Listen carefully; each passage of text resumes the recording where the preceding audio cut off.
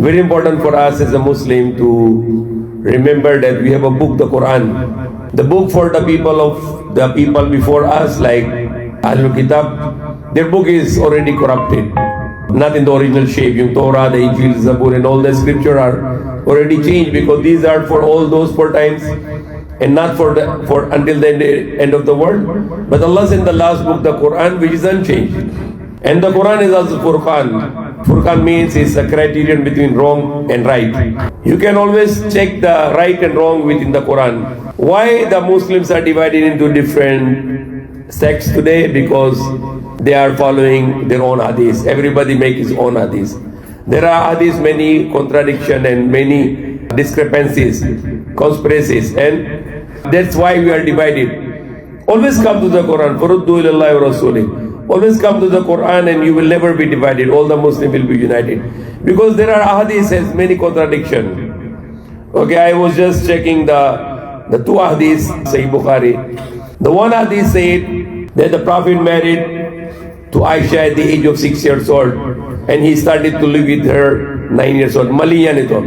Mali yung hadith na ito na si Prophet Muhammad na yung kasal kay Aisha 6 na taon at magkasama siya kay Aisha na 9 na taon. Sobra masyado ng panira kay Prophet Muhammad SAW. Kung ikaw yung maniniwala mo ito sa Bukhari, ikaw hindi ka na Muslim dahil ikaw ginawa mo bastos kay Prophet Muhammad SAW. Masyado na bastos.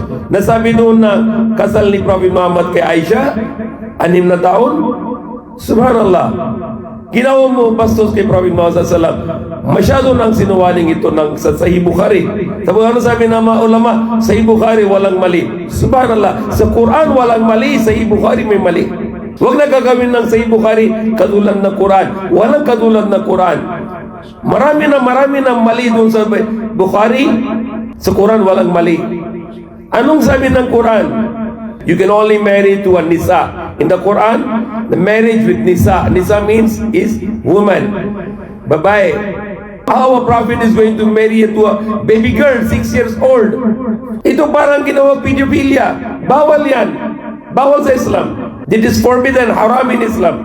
Sabi na mga Ahlus Sunnah wal Jama'ah, Bukhari is finished. Tapos na Bukhari. Yan pinaka-authenticated. Hindi tama, hindi totoo yun. Sinungaling ito ng Prophet Muhammad kasal kay Aisha 6 na taon. Subhanallah. Ginawa mo bastos kay Prophet Muhammad SAW. Dahil sabi ni Prophet Muhammad SAW, kung sinabi na isang tao na ako yung sinabi, at ito kung kontra sa Quran, hindi ako sinabi ito. Sinungaling ito.